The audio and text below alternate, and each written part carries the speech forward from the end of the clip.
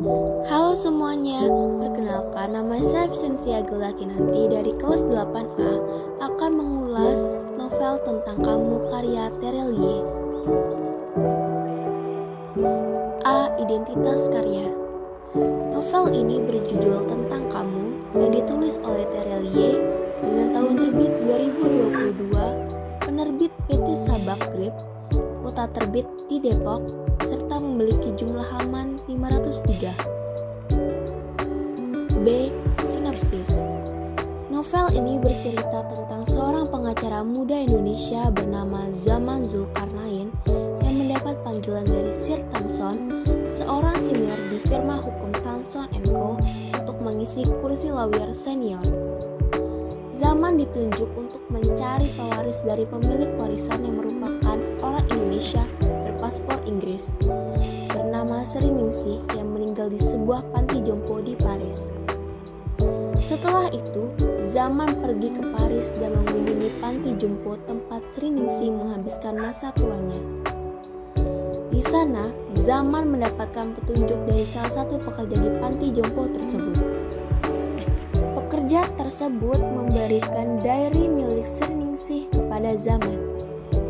Diary tersebut merupakan salah satu petunjuk Zaman untuk mencari tahu asal-usul Sriningsih. Perjalanan Zaman pun dimulai dari Pulau Bungin yang merupakan tempat kelahiran Sriningsih. Di pulau tersebut, Zaman berhasil mendapatkan informasi tentang kehidupan masa kecil Sriningsih dari sahabat Sriningsih bernama Ode. Menurut informasi Ode, Sriningsih telah ditinggal mati oleh ibunya ketika melahirkan dirinya. Sang ayah yang bernama Nugroho memutuskan untuk menikah lagi dan memiliki seorang anak yang bernama Tilamuta. Pada waktu itu, Nugroho pergi untuk mengantarkan barang dengan beberapa anak buahnya. Ternyata saat mengantarkan barang, kapal Nugroho dihadapkan ombak yang besar dan Nugroho pun meninggal. Selepas kepergian ayahnya, ibu tiri Sriningsih berubah menjadi jahat. Suatu ketika, rumah Sriningsih kebakaran dan menyebabkan ibu tirinya pun meninggal. Sejak saat itu, Sriningsih dan adiknya tinggal di pondok pesantren di Surakarta. Setelah itu, Zaman pun pergi ke pondok pesantren itu. Di sana, Zaman mendapatkan informasi dari Bu Nuraini.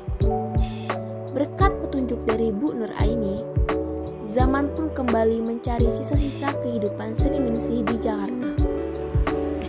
Ternyata, Sriningsih sudah menjalani berbagai macam pekerjaan, hingga akhirnya Sriningsih berhasil mendirikan pabrik sabun sendiri merek Rahayu. Setelah perjalanan yang panjang, Zaman akhirnya memutuskan untuk pergi ke London. Saat di London, Zaman banyak menemukan fakta baru, termasuk tentang kehidupan cerita Sriningsih dengan Hakan Karim, yaitu suami dari Sriningsih. Ternyata, kepergian anak mereka serta musibah suami Sriningsih meninggal membuat Sriningsih kabur ke Paris dan Sriningsih tinggal di panti jompo. Di panti jompo merupakan perjalanan terakhir Sriningsih.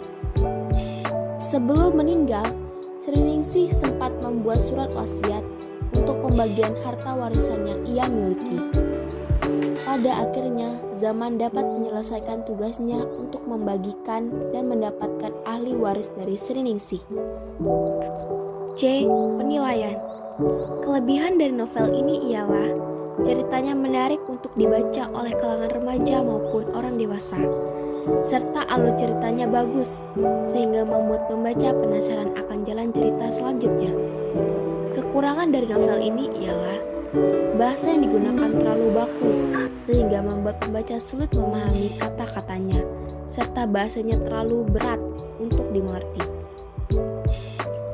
D. Rekomendasi. Novel Tentang Kamu ini menurut saya sangat menarik untuk dibaca, karena alurnya yang membuat para pembaca penasaran akan kelanjutan ceritanya, serta ceritanya cocok untuk dibaca oleh kalangan remaja maupun orang dewasa. Sekian ulasan video novel Tentang Kamu ini. Jika ada kekurangan dan kesalahan kata, saya mohon maaf. Cukup sekian dan terima kasih.